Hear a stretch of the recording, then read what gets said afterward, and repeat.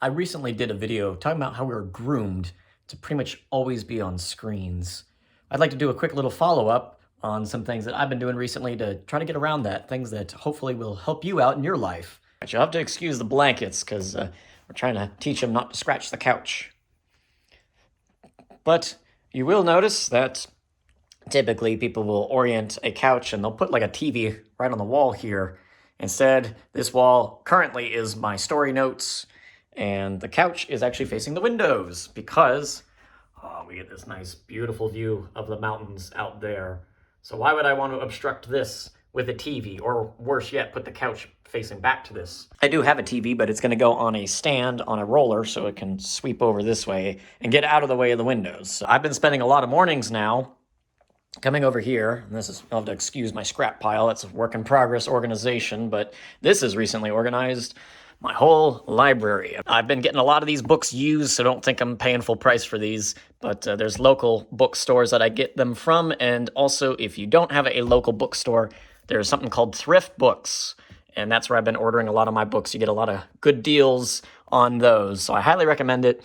But yeah, I've been trying to take time out of my day every morning when I have breakfast and read, whether that's comics or other stories. So I find that helps a lot. Now for actually making comics, I've recently picked up an 11 by 17 clipboard, and this was meant to be for a laptop desk. That's why it's got these little bumpers right here. But you can also use this for drawing. So rather than spending a ton of money on a full desk, I just got something small, and I do hand draw the comics. So everything going forward is going to be drawn right here, and then I scan it over on that machine into the computer for final processing.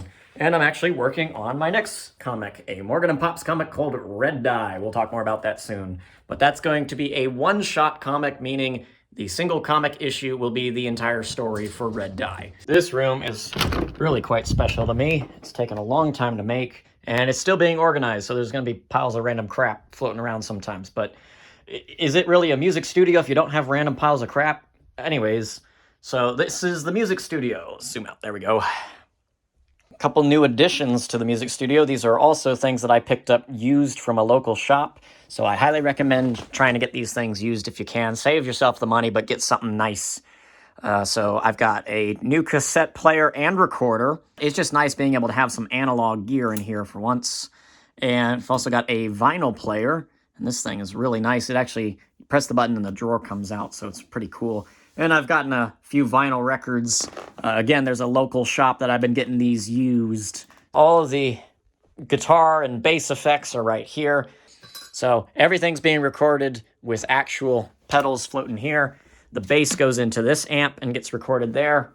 The guitar goes into that little amp right there. It's actual tube amp, but it's a tiny little one. And then it comes out the bottom cabinet there, and it's off to the side, but I have a microphone right there to record it. And finally, the drums. It's a pretty simple setup that I've got here, just showing you. You really don't have to spend a shit ton of money to make a good sound. And there's only two microphones. There's one in the kick drum, and then this guy, it's a little off right now, but when I'm recording, I set this up to point it at the snare, and it hangs out somewhere over there. So that's it. That's the whole drum sound.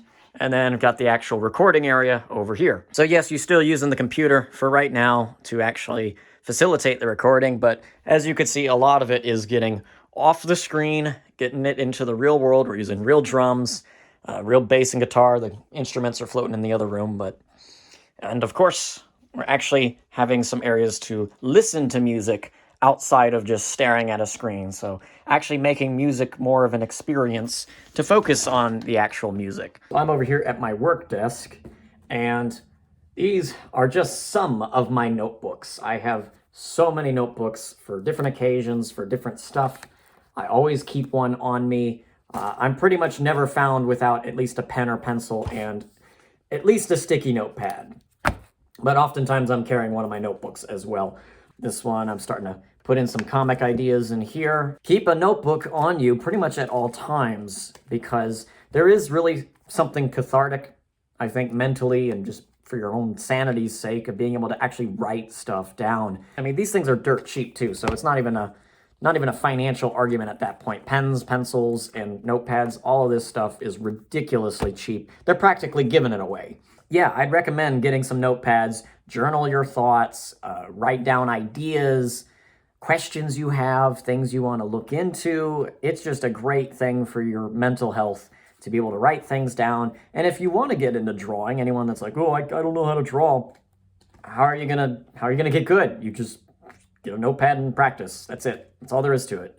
It's just time and effort. That's that. And we've got one more thing on the list of ways to get off the screen to show you. Now for this, I'm purposely holding up one of my comics, not just as a petty advertisement, but just to purposely blur what's in the background because I don't want to focus on it too much. But that is my cork board, and I've been hanging up notes and events and just anything I need to remind myself of, calendars and things I gotta do. So it's all going up on the board. You can get a whiteboard too for the same purpose, but I just think it's good to have some sort of board you could stick stuff on the wall to remind yourself of for later. Now, keep in mind, none of this is to say that screens are evil or that you can never use screens. In fact, got a new screen recently. So it's okay to use screens at times. That was never my point. The point is just don't let it become your God. Don't let it become your everything. It is very good to have things that exist outside of the screen. There is a lot of great ways that you can do art, music, and all kinds of things off the screen.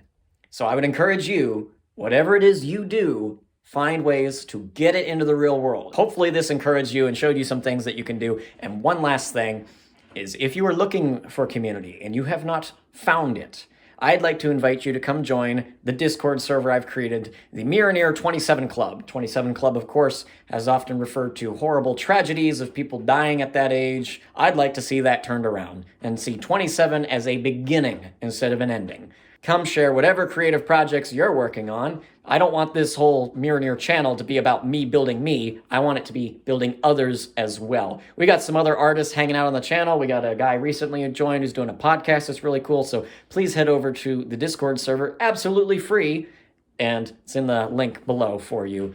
The goal of the 27 Club is to get it into the real world eventually. That goes into my long-term plans, which we will discuss at a later date. For now, go join the Discord and we can hang out there until we can get it into the real world. So help us build a better future. And I hope that this has encouraged you. Be sure to like and subscribe to the channel if you haven't already. It would greatly help me out. Not trying to be the whole cliche YouTuber bit, but you'll notice I'm not retention editing. I'm not doing that shit of, oh, you gotta edit 1.7 seconds in order to keep their attention because they all have ADHD. No, fuck that. I'm just going to sit here and talk to you like a normal human being because that's how it's supposed to be. Thanks again so much for watching. I really appreciate your time. You've been you. I've been David Alexander. I will see you next time. And until then, Godspeed and rock on.